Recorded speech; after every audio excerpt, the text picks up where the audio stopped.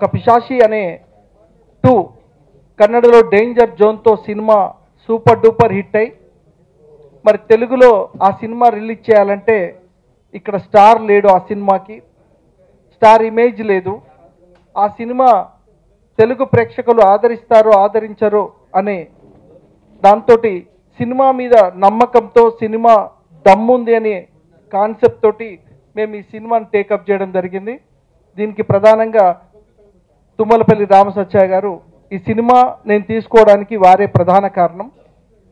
అయిన తర్వాత ఈ సినిమా తీసుకున్నాక ఎక్కడ కూడా మేము కాంప్రమైజ్ కాలేదు. పబ్లిసిటీ విషయంలో కానీ ఈ సినిమాని మొదటి నుంచి కూడా నేను కనీసం 100 థియేటర్లు తక్కువ కాకుండా రిలీజ్ చేయాలనేది నా పట్టుదల.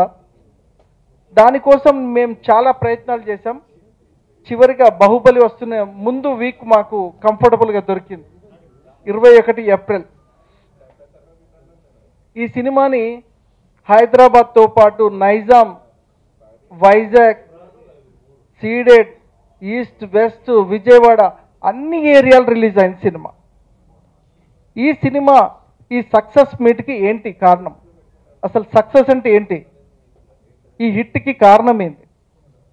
21 ఏప్రిల్ నాడు ఒక 10 సినిమాలు రిలీజ్ అయ్యాయి. 10 సినిమాల్లో థియేటర్ కలెక్షన్స్ పెరిగి థియేటర్లు పెరిగిన ఏకైక సినిమా పిశాచి 2. ఇది మీరు టోటల్గా సర్వే చేసుకోండి. మొదటి 21 రోజు ఏప్రిల్ విడుదలైన రోజున వేరే సినిమాలకి మాది కలెక్షన్ దగ్గరలో ఉంది. రెండో రోజు కలెక్షన్ డబల్ అయింది. థర్డ్ రోజు త్రిబుల్ అయింది. ఫోర్త్ రోజు 5 థియేటర్లు పెరిగినాయి. నిన్న 6 థియేటర్లు పెరిగాయి. ఆదివారం రోజు రాజమండ్రిలో థియేటర్లు పెరిగాయి. నిన్న నైజాంలో థియేటర్లు పెరిగాయి. అంటే ఒక సినిమాకి హిట్ కారణం ఏంటంటే థియేటర్లు పెరగడం. కొన్ని సినిమాలు 21వ తారీఖున రిలీజ్ అయిన సినిమాలకి థియేటర్లు 3వ రోజు తీసేశారు. ముఖ్యంగా చిన్న సినిమా బతకట్లేదన్న మాట 100% నిజం. కానీ ఈవేళ ఒక పిశాచి 2 అనే సినిమాతో చాలామందికి ఊపిరి పోసుకుంది. ఈ చిన్న సినిమాకి ఒక డిస్ట్రిబ్యూటర్ పబ్లిసిటీ కానీ ప్రింట్ కానీ క్యూబులు కానీ కట్టే పరిస్థితుల్లో లేరు. ఎందుకంటే వాళ్ళకు కూడా ఆ డబ్బులు రావట్లేదు. కాబట్టి ఒక మనం మోసం చేసో లేకపోతే వాళ్ళని బెదిరించో ఇన్ఫ్లుయెన్స్ చేసో ఒక సినిమాకి వాళ్ళతో డబ్బులు పెట్టించగలం. అది రెండో సినిమాకి ఆ డిస్ట్రిబ్యూటర్ అయిపోతున్నాడు. అలా కాకుండా సాయి వెంకట్ గారి సినిమాని కంటెంట్ నమ్ముకుని అయినా ఈ సినిమాని డెఫినెట్గా ఆడుతుందన్నా నాకు నమ్మకం ఉందని ధైర్యంతో ఆయన అన్ని చోట్ల రీచ్ చేశారు. చాలా చోట్ల నుంచి డిస్ట్రిబ్యూటర్లు మేము ఎన్ఆర్ఐ చేసుకుంటామని చెప్పి డబ్బులు కూడా ఆయనకి కట్టడం జరిగింది. ఇక ఒక వైజాగ్ లాంటి ఏరియాలో లాస్ట్ మినిట్లో మాకు డిస్ట్రిబ్యూటర్ మిస్ అయితే బైరాగ్ గారు ముందుకు వచ్చి నేను చేస్తాను సార్ అని చెప్పేసి ఆయన ధైర్యంగా 8 సెంటర్లు పెట్టాడు. So much Sai Venkat sir who promote me a lot, and because of him I'm here. And thing is that like movie was hit, successful, and I'm so much happy today. It's running very successful now. Thank you so much my audience. I need your love and support more. So dude, I can do more work here in Telugu, Kannada and Tamil also. Thank you so much. Sai Venkat గారు నిర్మించిన ఈ చిత్రంను నేను act చేసినది చాలా సంతోషం అవుతా ఉంది. ఎన్ని ఫంక్షన్లు చేసినా నన్ను పిలుస్తారు, నైట్ ఫోన్ చేస్తారు, రాండి మీరు తప్పకుండా అంటారు. ఇది చిన్న చిత్రం కాదు, కర్ణాటకలో చాలా పెద్ద చిత్రం ఇది. అందుకే ఇంత ఆదరణ పొందింది.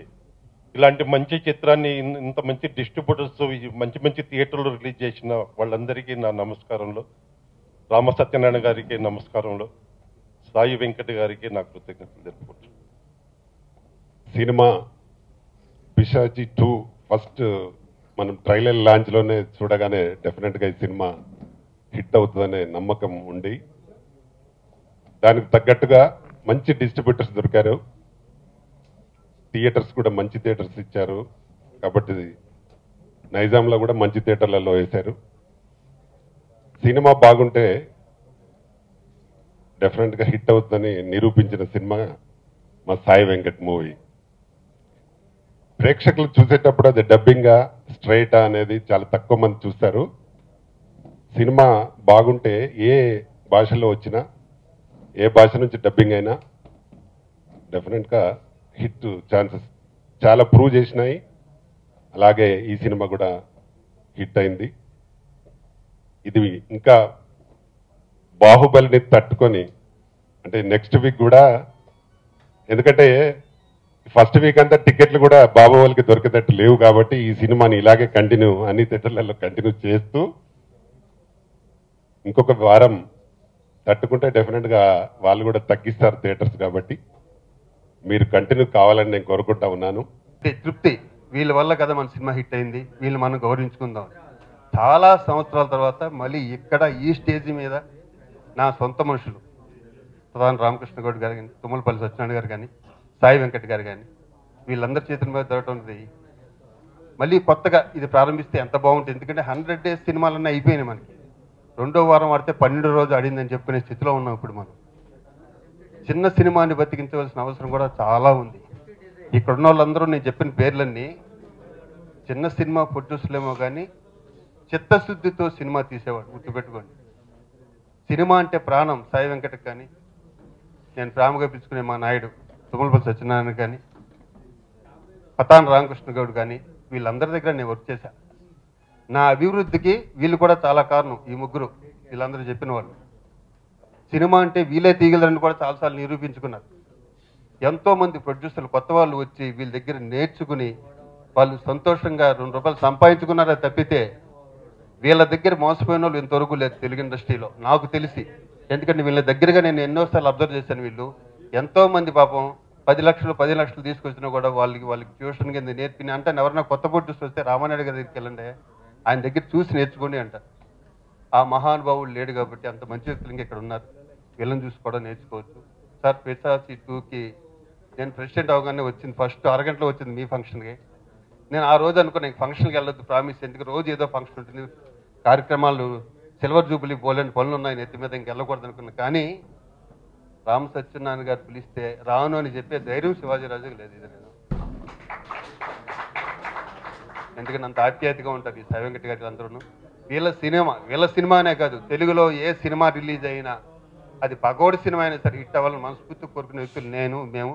అన్ని సినిమాలు హిట్ అవ్వాలి, 24 క్రాఫ్ట్స్ అందరూ నవ్వుతూ హ్యాపీగా బతుకున్నాం. ఎందుకంటే ప్రెస్ వాళ్ళు కానీ మనం కానీ హిట్ ఫ్లాప్ వచ్చినా కూడా బయటికి వెళ్ళాం, ఎక్కడే బతుకుతాం. కాబట్టి మనం నీట్గా జెన్యూన్గా బతుకుతాం, మన చుట్టూ ఉన్న వాళ్ళని జెన్యూన్గా బతికిద్దాం. Thank you very much.